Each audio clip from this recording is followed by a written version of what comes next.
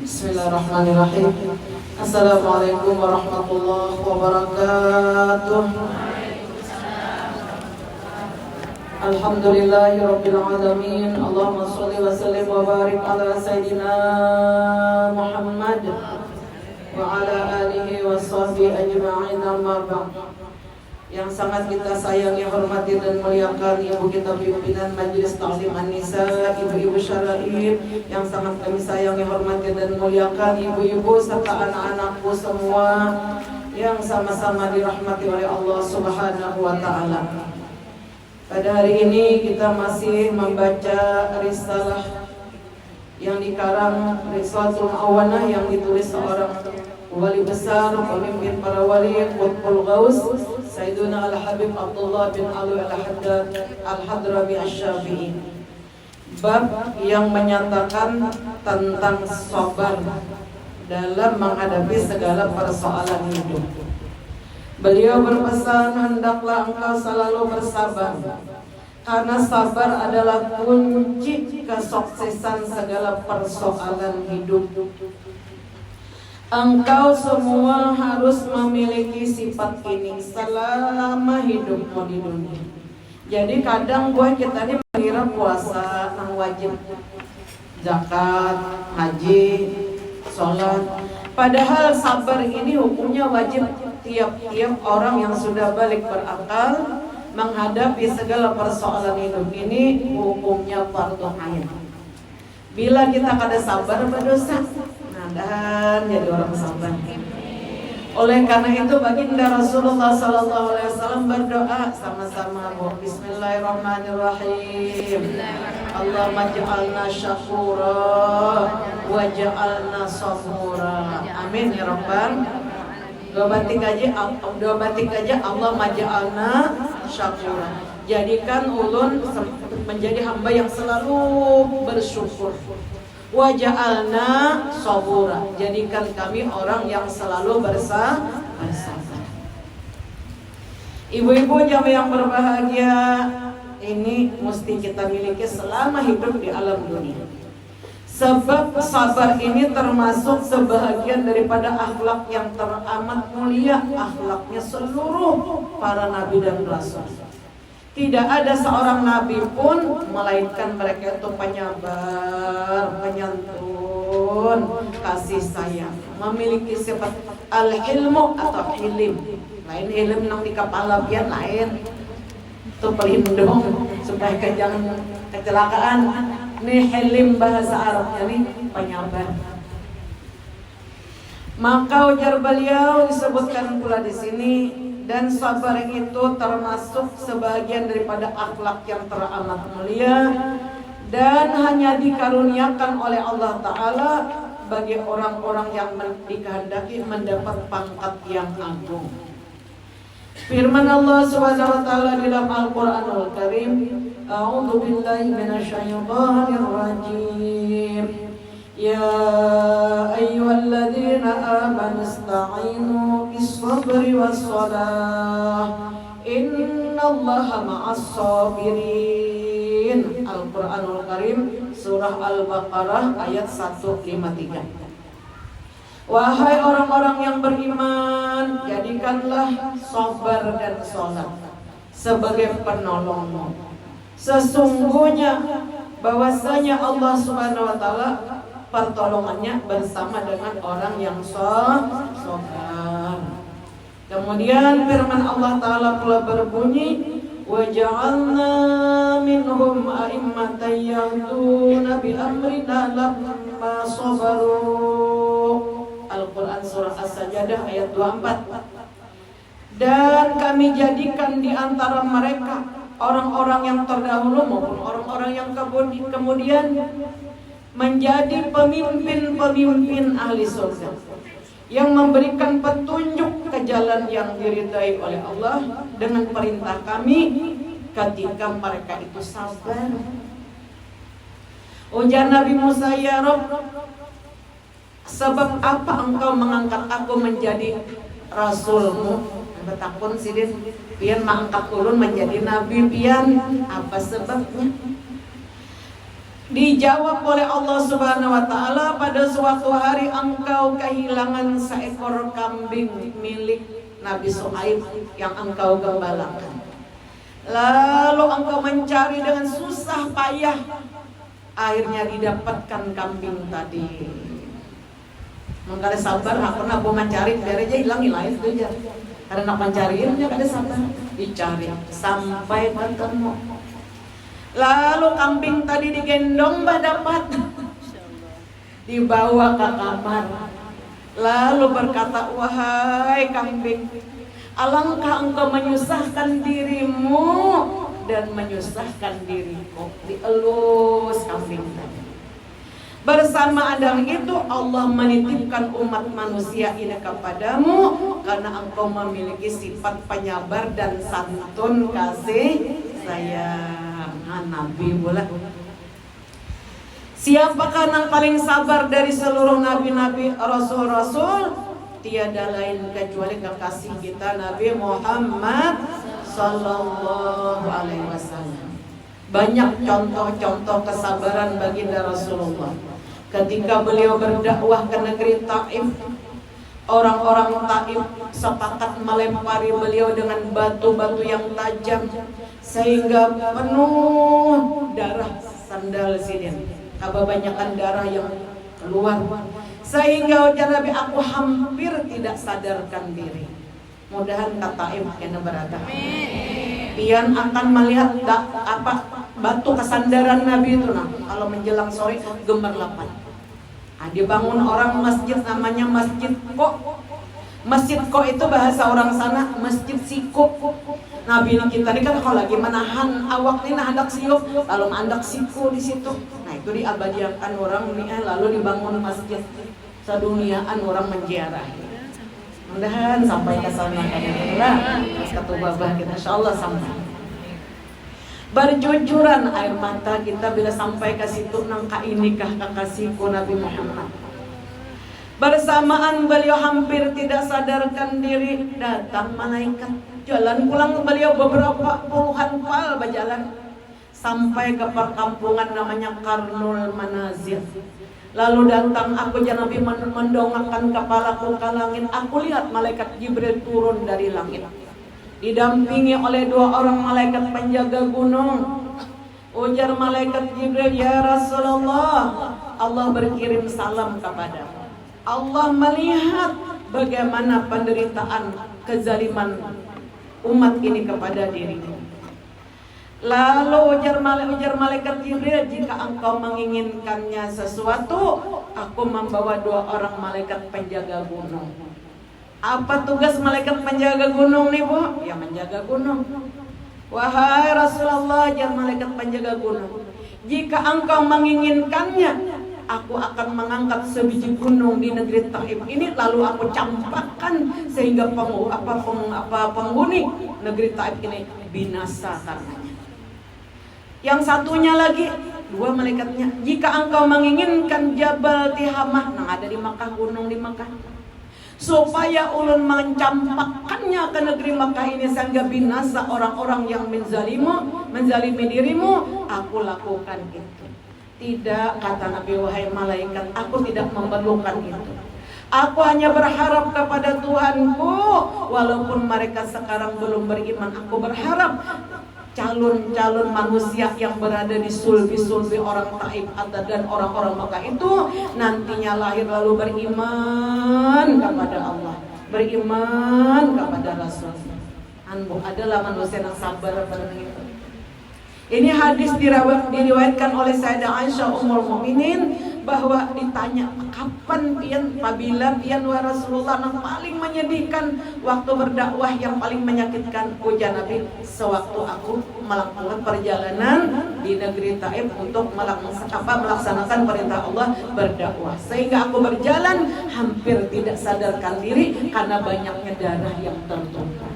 Sallallahu ala Nabi Muhammad sallallahu alaihi wasallam. Kayak itu boy Nabi sayang pada kawan kita nih nabarataan. Ibu-ibu jamaah hadirat yang berbahagia, andai Nabi kita tidak berjuang dengan kesabaran, kada sampai agama Islam ke kita. Pasti kita celaka. Tidak ada, kata Habib Abdullah Al-Haddad, manusia yang paling besar jasanya di dunia ini kecuali Nabi Muhammad SAW. Lantaran kesabaran beliau sehingga beliau mendakwahkan agama Islam ini dengan bertaruhkan nyawa, jiwa, dan apapun yang beliau miliki untuk tegaknya agama Allah. Andai Nabi Muhammad kada memiliki kesabaran, siapa yang ngerugi? Kita boy. Tapi kan ada nabi-nabi yang kada sabar. Nah, kesabaran Nabi sehingga agama ini sampai ke kita. Ibu-ibu jamaah yang berbahagia, disebutkan lagi di sini dalam firman Allah, innama yuwaffas sabiruna ajrahum bighairi hisab. Al-Quran surah Az-Zumar ayat 10. Sesungguhnya hanya orang-orang yang bersabarlah yang dicukupkan pahala mereka itu tanpa batas. Diceritakan di dalam kitab Tanbihul Ghafilin, orang kafir bertetanggalan orang Islam di zaman Bani Israel dahulu, ujar Nabi ini. Orang kafir ini bersepakatan orang Islam memancing ikan, menjaring ikan di laut. Nang baduan itu lah kan ngarang bertetangga. Begitu orang kafir tadi melabuh umpannya, merentangkan jaring ikannya, dia memuji-muji nama-nama patung berhala. Penuh jaring ikannya dengan ikan. Anak iwak bertahan banyak bisi iwak.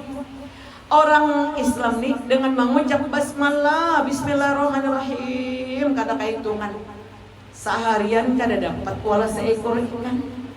Menjelang matahari tenggelam di ufuk barat, dapat anak iwak sikong halus benar. Babaya diangkat, lucung pulang lepas. Kayak apa tuh belas seharian muncul. Kalau pang kecewa muhani kada, kalau pang sedih kada juga, tetap aja cerah ceria wajah. Maka kembalilah malaikat nang menjaga orang Islam kita nih, buat dijaga lo dua malaikat kanan kiri nih, rakib atid ada menjaga kita. Ada lagi malaikat yang lain 2 orang menjaga kita supaya diselamatkan dari berbagai macam bencana. Banyak malaikat terlibat di dalam diri kita ini. Malaikat penjaga naik ke langit bermohon kehadirat Allah, ya Allah, alangkah sedihnya nasibnya orang nang beriman Islam nang itu. Inya kada dipian bari rezeki seharian munjun menjaring ikan, sedangkan si kafir itu mendapatkan limpahan rezeki ikan yang besar-besar. Ujar Allah, wahai malaikat penjaga hambaku nang beriman itu, lihat tempat orang kafir itu di mana? Aina. Dia takkan neraka jahanam menggelegak dengan 1001 macam azab. Berteriaklah malaikat tadi, sungguh celaka janya orang kafir itu. Walau dia memiliki seisi dunia, kalau tempat kembalinya ke neraka jahanam, sama sekali tidak ada gunanya, tidak ada untungnya. Ujar Allah, lihati tempat hambaku nang beriman penyabar itu nampu beri cobaan, mencari duit kada sing dapatan, mencari ikan kada sing dapatan. Lihat tempatnya, dilihat atas saja surga dengan segala macam kenikmatannya.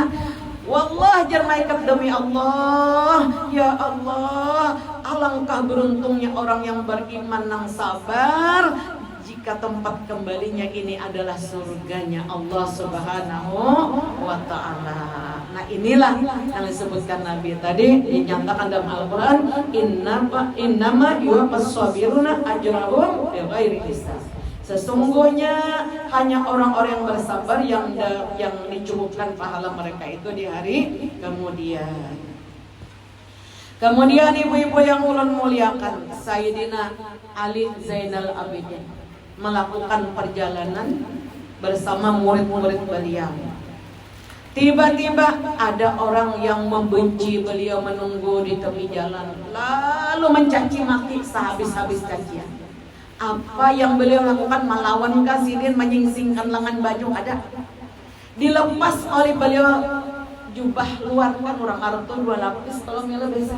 Dilepas jubah luar nih, lalu dilempar lawan yang mencaci maki sidin tadi. Diambil pulang duit 1000 dirham, dijulung lo nang mencaci maki tadi. Sehingga nang mencaci maki ini supannya luar biasa dan menerima pemberian tadi. Jadilah orang yang mencaci maki tadi bertobat kepada Allah Subhanahu wa ta'ala. pian sampun ada nama caci maki aku nambari duit nyaru aja ada. Dan ya honor Sayyidina Ali Zainal Abidin. Masya Allah, maka itu cucu Rasulullah. Wah, makanya cucu Rasulullah itu berada di saat disebut dengan Sayyiduna. Sayyid artinya pemimpin yang paling penyabar dan paling dermawan. Beliau bersifat arifqa, apa rifqa? Artinya santun dan kasih sayang. Alangkah ujar orang di masa itu mulianya akhlak cucunya Rasulullah yang satu ini. Dia dapat menjadikan orang yang mestinya dapat murka Allah menjadi orang yang bertaubat kepada Allah Subhanahu wa ta'ala. Didatangkan wajah Nabi di hari kiamat. Hadis diriwayatkan oleh Abu Hurairah radhiyallahu anhu. Didatangkan di hari kiamat orang yang kafir penyugihnya. Sejak dunia diciptakan ya ada orang kafir nang penyugihnya. Didatangkan di hari kiamat lalu ditenggelamkan neraka jahanam sekejap. Dikeluarkan lalu ditakuni oleh malaikat.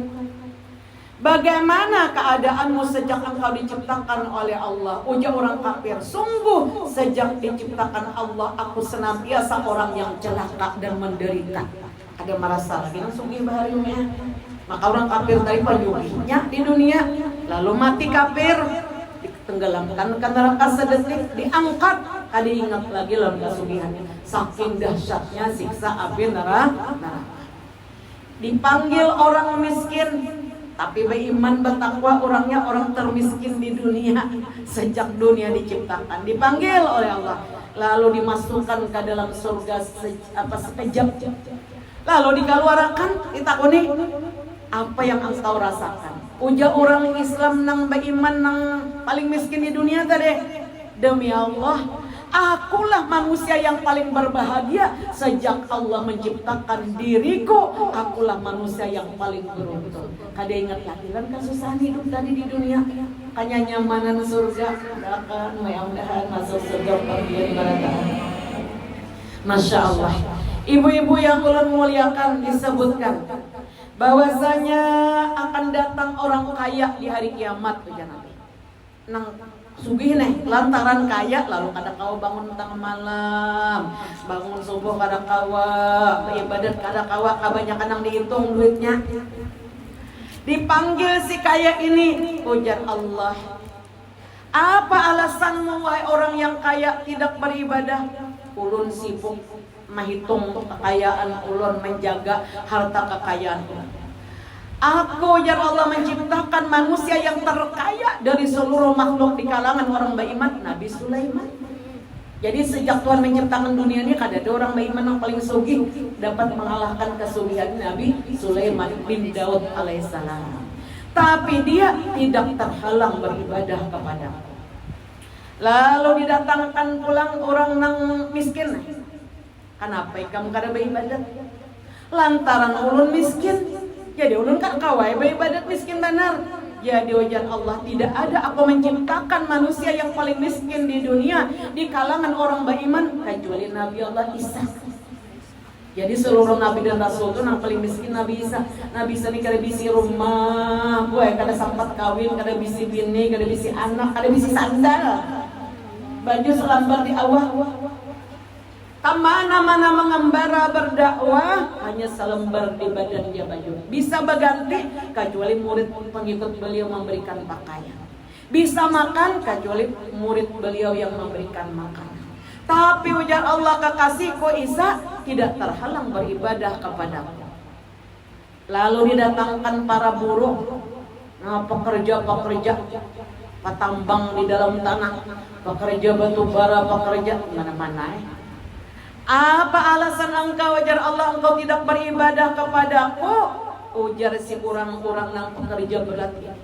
Bagaimana mungkin ulun kau beribadat? Ulun ninya buruh, ulun ni sesuruhan orang aja, ulun kada kau beribadat mencari nafkah. Lalu dikatakan oleh Allah, tidak ada seorang hamba yang teramat sibuk, hamba sahaya dengan kesibukan yang ditugaskan oleh majikannya kecuali kasihku Nabi Allah Yusuf. Jadi Nabi Yusuf itu puluhan tahun menjadi hamba sahaya. tapi dia tidak terhalang untuk menunaikan kewajiban ibadah kepada. Awal boga alasan karena kawan dipanggil orang nang garing-garing terus selama hidupnya, garing kan dia garing kan. Wahai orang yang sakit, apa alasanmu engkau tidak menunaikan kewajiban kepadaku? Hujan yang garingnya ulun garing, jadi ulun sembahyang kadang kawa. Alhamdulillah ya men.